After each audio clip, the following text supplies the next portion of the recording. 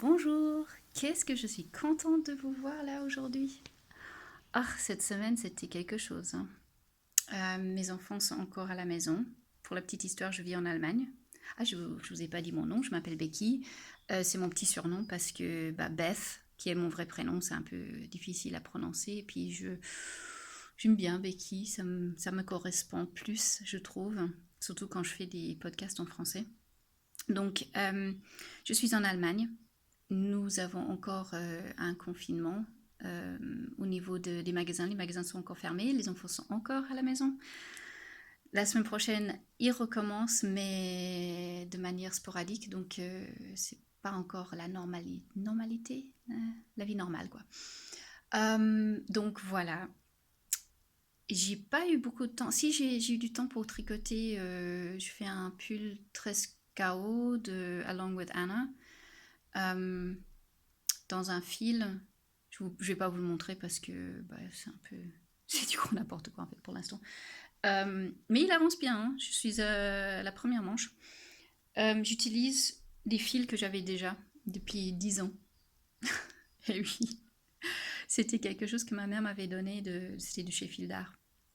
Et je savais pas quoi en faire. Et puis voilà, j'ai eu cette idée. Je fais ça un petit peu comme un essai parce que j'ai jamais fait de pull. Aujourd'hui, j'ai un truc que j'ai terminé, c'est ce que je porte là. Ça s'appelle The Secret, non, pardon, The Summer Secret Crop de Jessie May, ou Jessie Made Designs. Donc voilà, je vous montre. Vous pouvez trouver sur Ravelry, c'est gratuit. Elle fait des super patrons de hauts, de petits hauts, de pulls, enfin un peu de tout. Elle est très inclusive, hein. Donc ça part du XXS et ça monte jusqu'au 5XL. Et c'est vraiment super, quoi. Et ça m'a appris beaucoup de choses. Euh, j'ai appris à faire ça, là. En fait, tout ça, c'est en rond. J'ai décidé de faire deux couleurs différentes. Je vais me mettre debout quand même. J'ai pas rentré les fils encore, hein. Donc voilà, vous voyez qu'il y a un ribbing là. Après, ça fait un petit haut. Et puis voilà. C'est rien de spécial. Mais je suis contente de ce petit haut. Et par contre, ça m'a appris pas mal de choses sur le fil, l'utilisation du fil. Parce qu'au départ, j'ai essayé d'utiliser ce fil double. Et j'aimais bien le rendu. Je trouvais ça vachement joli. Parce qu'en plus, en faisant les deux fils ensemble, ça cassait un peu ce côté pooling, comme vous voyez. Surtout ça. Ça, c'est parce que, en fait, ici, c'est tricoté à plat. Et donc, ça a créé ces poolings là, qui sont assez rigolos.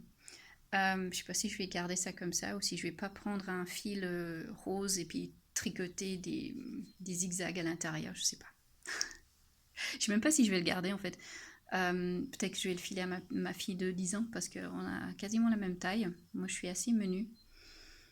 Euh, Celui-là je l'ai fait en S. Ouais, c'est ça, je l'ai fait en S. J'ai hésité entre le XS et le S et je crois que j'aurais dû.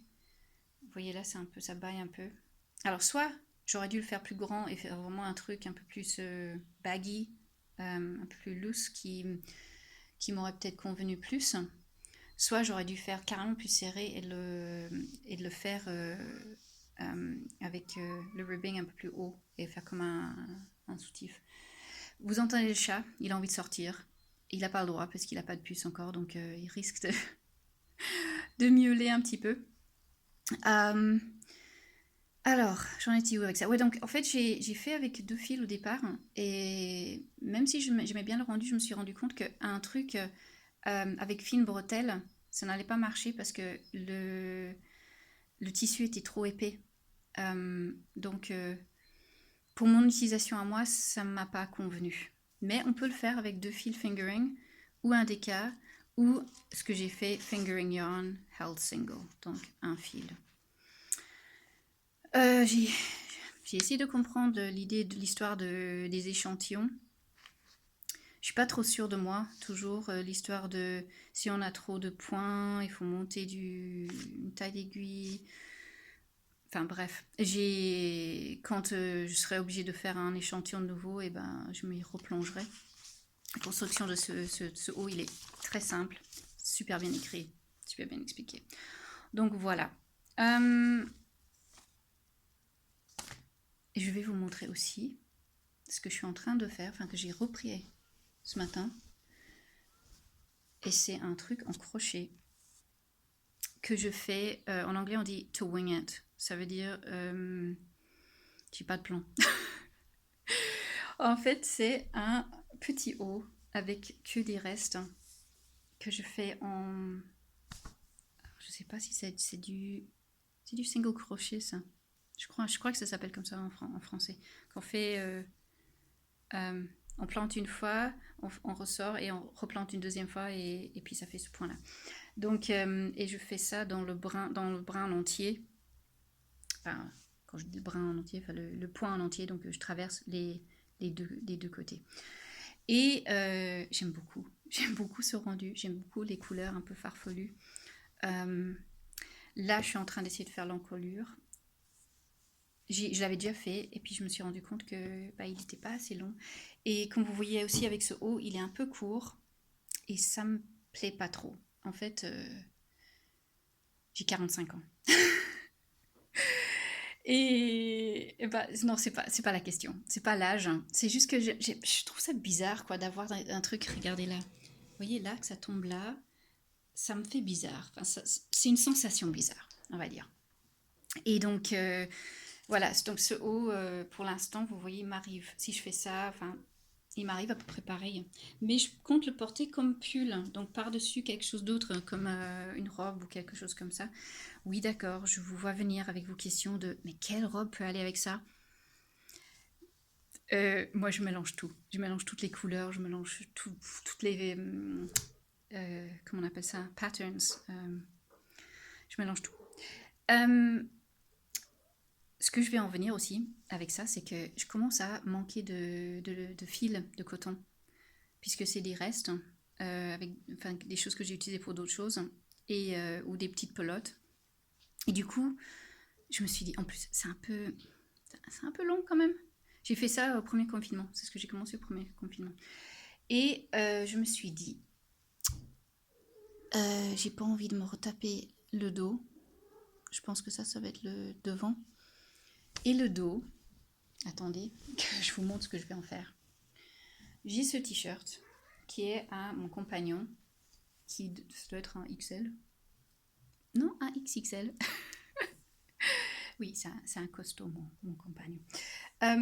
Donc, vous allez me prendre pour une barge. Mais il y a des idées, hein. J'ai à peu près 1 million d'idées dans la tête chaque minute. Je vais coudre ces deux choses ensemble. Donc en fait, ça va faire le dos et ça va faire le devant. Et après, je vais reprendre les manches aussi, je pense. Et je vais faire le bout des manches, je vais le faire avec du ribbing. Ça, c'est le ribbing du dos que j'ai déjà commencé. Et ça, je vais faire comme ça, du ribbing autour du poignet. On va voir ce que ça donne.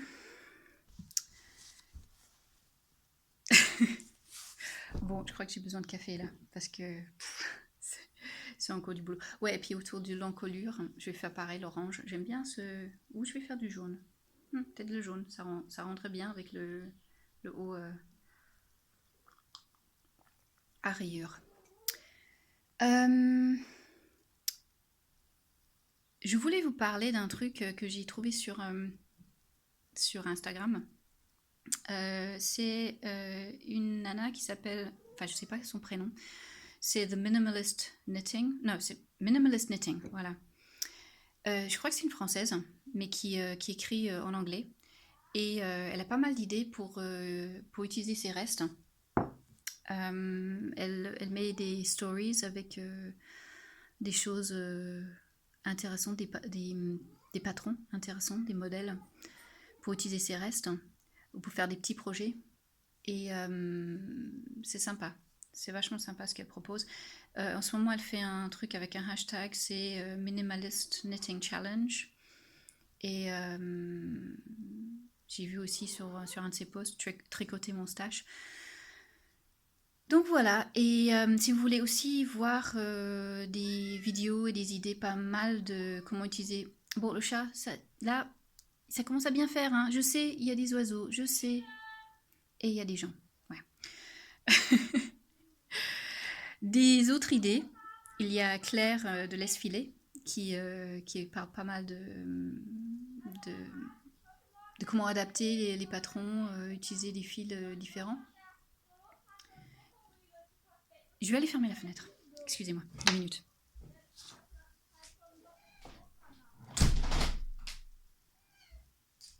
Voilà, je suis de retour, excusez-moi, c'est les voisins qui discutent. Oui, alors il y a Claire de l'Esfilé, j'aime bien ses podcasts et j'aime bien toutes ses idées. Là, elle a fait des Dream Catchers, donc allez voir, c'est vachement cool. Et il y a Bobine et Pelote, Eve de chez Bobine et Pelote, qui a fait une sélection de patrons de comment utiliser ses restes. Et si vous aimez en anglais, il y a The Crimson Stitchery, qui parle aussi de... qui fait je crois que c'est l'année dernière, elle a fait aussi un Knit My Stash ou un truc comme ça, où elle voulait faire un maximum pour tricoter tout ce qu'elle avait, toutes les laines qu'elle avait déjà. Ne me bouffe pas le pied, le chat. Excusez-moi. Ok, ok. Je me concentre. Voilà, donc je voulais parler de ça. Mais je voulais aussi vous parler d'un truc qui me tient vachement à cœur. C'est l'imposition des trends. Excusez-moi, là il y a le chat qui s'excite sur mon pied. Ça commence à bien faire. Viens là, toi. Oh, mais tiens, voilà. Tu vas te calmer un petit peu, toi. Alors, l'imposition, c'est pas vraiment le mot imposition, parce que on se l'impose à nous-mêmes, finalement, je pense, quelque part. Euh, Aujourd'hui, c'est peut-être le minimalisme. Après, ça va être utiliser des belles laines. Après, ça va être les meilleurs outils, le filage, utiliser des fils que 100% naturels. Enfin, le truc, c'est qu'on ne sait pas où tourner la tête hein, avec tout ça. Et ce qui doit être un passe-temps devient, pourrait devenir une pression supplémentaire. On n'a pas besoin de ça. On a déjà assez de pression dans la vie. On n'a pas besoin de se poser encore des pressions, surtout quand c'est un passe-temps, quoi. Enfin, ça, c'est mon avis. Hein. Après, c'est bien de regarder ce qui nous représente nous-mêmes. Moi, personnellement, je suis quelqu'un qui vise à des choses naturelles, des choses aussi autant que possible, hein, de réutiliser, de faire du upcycling, de zero waste, ça m'intéresse aussi, de réutiliser ce qu'on peut pour l'environnement, pour la santé, enfin toutes ces choses-là. Ça, il y a du nylon dedans. Beaucoup de mes choses ne sont pas des choses naturelles, c'est pas teint naturellement non plus. J'ai pas les moyens. Financièrement, j'ai pas les moyens. En ce moment, les magasins sont fermés de toute façon. Et je commande pas par Internet. En fait, c'est à se poser la question, le pour et le contre, et se poser la question de est-ce que je suis d'accord, enfin, est-ce que je suis OK avec ça? Pas d'accord, mais OK. Euh, est-ce que je dois suivre ça pour moi ou est-ce que j'entends les autres le faire et je me dis je devrais le faire. Donc en fait c'est essayer de penser moins à ce qu'on devrait faire et plutôt à ce qu'on peut faire, ce qu'on est capable de faire et ce qui correspond avec notre façon de vie, notre budget, notre façon de faire en fait. Et voilà, je vais vous laisser avec ça. Je vous souhaite un bon dimanche, si vous regardez ça le dimanche. Sinon, bon, je sais pas quel jour, bon tout, bon tricot, bon crochet, bon exploration de votre créativité. Et je vous revois bientôt. Au revoir.